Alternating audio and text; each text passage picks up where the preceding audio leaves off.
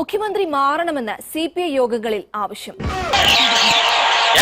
തിരുവനന്തപുരം, ആലപ്പുഴ ജില്ലാ യോഗങ്ങളിലാണ് അംഗങ്ങൾ മുഖ്യമന്ത്രിയെ കടന്നാക്രമിച്ചത്. മുഖ്യമന്ത്രി മാറാതെ തിരിച്ചുവരവ് എളുപ്പമല്ല എന്നായിരുന്നു വിമർശനം. ഞാൻ പോവില്ല. മുഖ്യമന്ത്രിയുടെ ധാർഷ്ട്യവും ഏകപക്ഷീയമായ നിലപാടുകളുമാണ് പരാജയത്തിലേക്ക് കൊണ്ടെത്തിച്ചത് എന്നുള്ളതാണ് പൊതുവിലയിരുത്തൽ. നിന്നോട് പോകാനല്ലേ പറഞ്ഞത്? ഞാൻ പോകൂലെന്നാലും ഞാൻ ആദ്യമേ പറഞ്ഞു. CPM-ലും ഇടതുമുന്നണിയിലും ഇടതു പാർട്ടികളിലും നേതൃമാറ്റം അനിവാര്യമാണ്.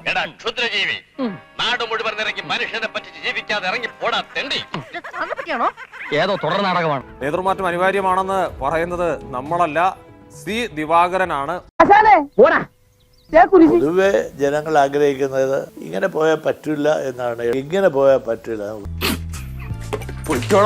അങ്ങനെയായാൽ മനസ്സമാധാനം നഷ്ടപ്പെടുകയാണ് ചെയ്യുന്നത്. ആരുടെയും ഒരു മാനസികാവസ്ഥ നോക്കിയിട്ട് കാര്യമില്ല. അതാ ഞാൻ ഫസ്റ്റിലേ പറഞ്ഞത്. പുതിയ തലമുറയ്ക്ക് ഇതെല്ലാം കൈമാറിയേ പറ്റൂ. നിങ്ങൾ കേട്ടില്ലേ? വിശദമായി തന്നെ ചർച്ച ചെയ്യും. താഴെത്തട്ടിൽ തൊട്ടുകൊണ്ടുള്ള പരിശോധന നടത്താൻ വേണ്ടി പോവുകയാണ്. എന്തൊക്കെ പോരായ്മകൾ എന്തെങ്കിലും ഉണ്ടെങ്കിൽ അത് തിരുത്താൻ തയ്യാറാണെന്ന് ഇതിനകം തന്നെ പാർട്ടി സെക്രട്ടറി മുഖ്യമന്ത്രിയൊക്കെ പറഞ്ഞിട്ടുണ്ട്. കിട്ടേണ്ടത് കിട്ടിക്കഴിഞ്ഞാൽ തോന്നേണ്ടത് തോന്നാൻ ഇത്തിരി സമയം നല്ല. ഇടതില്ലെങ്കിൽ ഇന്ത്യയില്ല. തെരഞ്ഞെടുപ്പിൽ CPM-ന്റെ പഞ്ച് ഡയലോഗ്, പക്ഷേ ഏഷ്യയില്ല. അമ്മാതിരി കമന്റ് ഒന്നും വേണ്ട, കടക്ക് പുറത്തുനിന്നായിരുന്നു തെരഞ്ഞെടുപ്പിൽ ജനം നൽകിയ മറുപടി.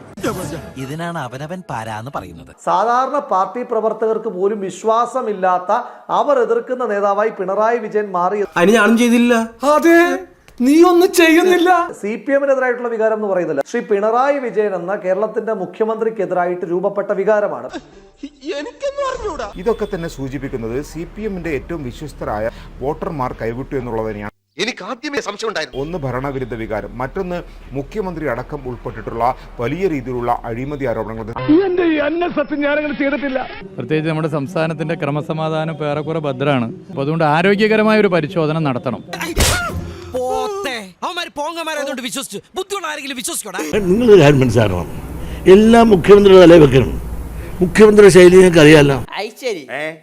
അരിയും തിന്ന് ആശാച്ചിനും കഴിച്ച് പിന്നെ നായക്ക് ഞാൻ മുറുമുറുപ്പ്. തമിഴ്നാട്ടിലും ബംഗാളിലും പ്രതിഫലിക്കാത്ത ഭരണവിരുദ്ധ വികാരം കേരളത്തിൽ പിണറായി വിജയൻ നേരിട്ടു. നന്നായി. ഇതുപോലൊരു മണ്ടത്തരം ഇനി ലോകത്തൊരുത്തനും പറ്റാനില്ല. സംസ്ഥാനത്ത് ഭരണവിരുദ്ധ വികാരം ഉണ്ടായിരുന്നു എന്ന് വ്യക്തമാകുന്ന ഒട്ടേറെ സാഹചര്യങ്ങൾ ഉണ്ടായിരുന്നു. അതിലേറ്റവും പ്രധാനപ്പെട്ടത് ക്ഷേമ പെൻഷനുകൾ മുടങ്ങിയതാണ്. അവരൊരു കാര്യം പറഞ്ഞ ചൈനയ്ക്ക് പോയാൽ മതി. ചൈനയിലാണ് അവരുടെ മുഖ്യമായ ഓഫീസ്. ഈ കേരളത്തിൽ പറ്റിയത്. ഇതിനിടയിലാണ് സംസ്ഥാന സർക്കാരിന് ധൂർത്ത് എന്ന നവകേരള സദസ്സും കേരളീയം പോലുള്ള ചടങ്ങുകളായി. കേരളം ഭരിച്ചിടും പിണറായി വിജയൻ എന്ന